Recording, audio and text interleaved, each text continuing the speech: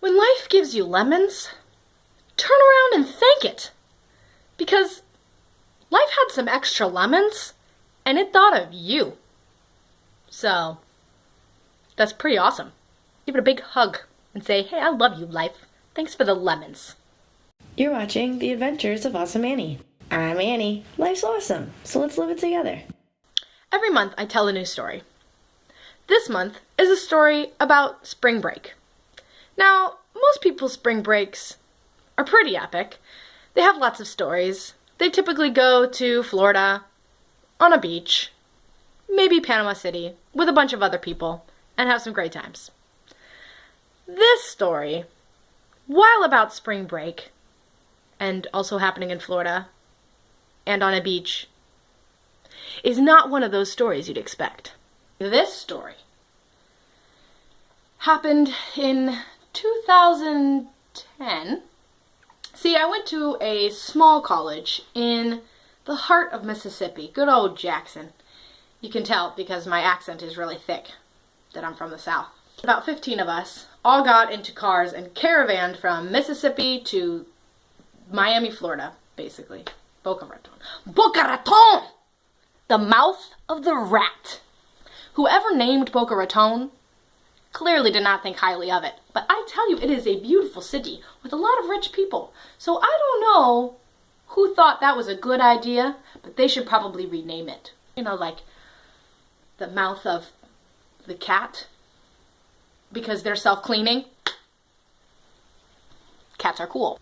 This story happened. We're caravanning down. It was about a 15-hour drive. I drove the whole way. We were exhausted by the time we got to Florida. So we got in at midnight. We were staying at one of our friends' houses there. And her mom told us, oh, hey, by the way, they have free surf lessons on the beach in the morning around 5:30 if anybody's interested. Nobody was interested. Most people lived on some sort of coastal area and wanted to sleep anyway because we had been driving for 15 hours. But myself, I'm from Connecticut originally. Northern accent explains everything. I know. So myself and another one of my friends, Darren, who is from Wisconsin and equally has not had much exposure to the sun, thought it would be a really good idea to do surf lessons because we're masochists and wanted to wake up with only 5 hours of sleep and try an extreme sport. We get to this surf shop and we get our boogie boards, surfboards. This is a real sport. We trek our way out. We're sharing a surfboard because cheaper. And we get on the beach and they have, you know, their little morning devotional and then they teach us how to surf while we're on the beach. So we're up on there and we're like, flip, turn. So we're learning how to surf. We're learning how to turn. We're learning how to paddle out there on the sand. It's 5 in the morning. There's nobody else out there. And this guy comes in from being out in the water. Comes running onto the shore like a total maniac. He's lost his mind. Going crazy. And he runs up and he's like, everybody stop! You can't go in the water. There's like 200 sharks feeding ravenously out in the waters like X amount of yards, because I don't know anything about yards, but I feel like that's a fancy way to stay close by. Anyway, they're this far away. They're so close. You'll get eaten. Surely you will all turn into Bethany Hamilton. So, though Bethany Hamilton is extremely cool, I did not want to become her that day. So Darren and I decided, not a good idea. We should not go in the water. We shall get eaten. So, we didn't. But the maniac man said from the pier, just over yonder, you could see all the sharks. And it cost about $1 to get onto the pier. So Darren and I were like, oh, if we can't go surfing, we came all the way out here. I mean, neither of us have seen sharks before, so let's go see some sharks. But in order to do that, we had to shimmy our way to the beach shop, hose ourselves off, woohoo, hose off the surfboard, sign ourselves out, get $1, and then go trotting back to the beach. And then, looking over the edge, and we see nothing. No sharks. Don't see a single shark. Where are these shark-infested waters that we were told to stay out of? So, slightly peeved, we realized not only can we not go surfing like we had hoped to, but there are no sharks for us to see. Kind of a bummer. Instead, we stick around on the pier. I mean, we did pay $1. You have to get your dollar's worth. Just keep an eye out for sharks. So we decided to split up. Darren would take this side of the pier, and I would take this side of the pier. But just as I turned around, I noticed from across the pier this beautiful bird perched oh so gently on the railing of the pier.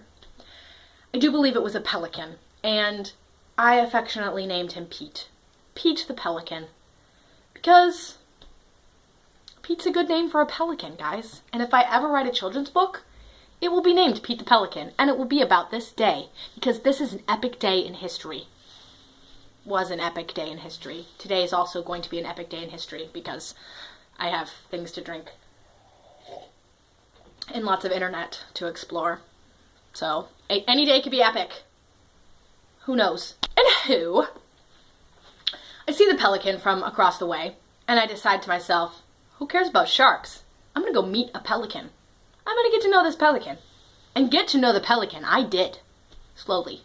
Extremely slowly. So Darren is preoccupied, and I start to creep. Oh, so slowly. Toward the pelican. Not like that. I wasn't doing this. Those were my feet. My feet were doing that. You know. You get the picture, and now you've seen my feet. So we're a lot more intimate, a lot faster than I thought we would be. But that's okay, because you guys have feet too, and you know what they look like. So we can get over that, right? Right. So I start to slowly inch my way towards this beautiful pelican. And about halfway across the pier, the pelican notices me. So I wasted a lot of time, clearly. The pelican notices me and just fixates. And of course, at that moment, you cannot move, or it will fly. And I don't know if you've ever seen a pelican fly, but they're huge. They're beautiful, but they are huge and a little bit terrifying. And their necks have that pouch. And they can eat thousands of fish. I don't know why they wouldn't be able to eat my head. So, you stay away from wild animals. Unless you're me and you're doing this. So I get a little closer to this pelican, and he's got his eyes on me. But he's kind of curious, and you can tell that this is not your ordinary pelican. Because most pelicapods, pelicoodles, most pelicoodles would have flown away by now. But not this pelican. No, he was curious. He was wanting an epic day, just like me. Just like he wanted an epic day. So I inch a little closer, and I try to communicate through my vibes. It's okay, Pete. I'm your friend. I'm not going to hurt you. And Pete just stared back at me like... So I inch a little closer. And he looks at me, a little bit terrified, not quite sure what to do. Just relax. It's okay. And then I just shift. I get a little closer and he's like, huh. I take another step. I get a little closer. Don't get me close. I'm gonna fly away. Spread you, fly. But he doesn't. He doesn't fly. Soon, we're this close together. I am staring at the face of a pelican. So, I'm real close to Pete. We're having a bonding moment when the general is flying overhead. Now, the general is like the leader of all these pelicans, and he's flying and he spots Pete. And he's like, Pete, man, what you doing? That's a human! So Pete's looking at him and looking at me and looking at him and looking at me, and he doesn't know what to do. He's clearly torn because every instinct in his little tiny body lies. He's huge. Every instinct in his gigantuan body is like, fly away, Pete. This is not safe. Fly. But every little part of his mind was saying, I like this human. I'm interested. I don't think she'll hurt me. I'm gonna stay. I want to stay a little longer. So he does, and I get so close, and I probably could have wrapped my arms around him. But the general is not having it. He needs to get Pete out now. So general comes flying down, and if you have ever seen a bird in flight like this close to your head, it's pretty intimidating. So he comes flying in, lands right there on the pier. And then as soon as he does that, of course, Pete snaps out of everything he was mentally engaging with me, and he takes flight this close to my face. This so, just, their wingspan is like 10 feet. I don't know how they do, I mean, bigger than an eagle for sure. And he just flies out into the sky, and I'm standing there, completely awestruck, because a pelican just took off right in front of me after a beautiful moment. And I think the moral of this story, sometimes in risky, dangerous moments, you find the most beautiful relationships. And you have to embrace those times. You meet a stranger on the bus, and normally you shouldn't talk to them. But talk to them once in a while, because you might meet a friend. So don't judge people like that. Give them a chance. Give epic moments a chance. You never know what you'll find. And if you wake up at 5:30 in the morning on spring break, go to the beach. You might meet a pelican, and his name might be Pete, and you guys might really hit it off. So this has been an epic adventure in storytelling, and I can't wait to do it again for you next month. Stay classy. Birds sleep weird. I don't know how they do it. Flamingos are like on one leg, and pelicans fly. Did you know when pelicans fly, they they flap their wings, but instead of having their head out like a normal bird, they put their head all the way back. Who flies like that? Pelicans are awkward.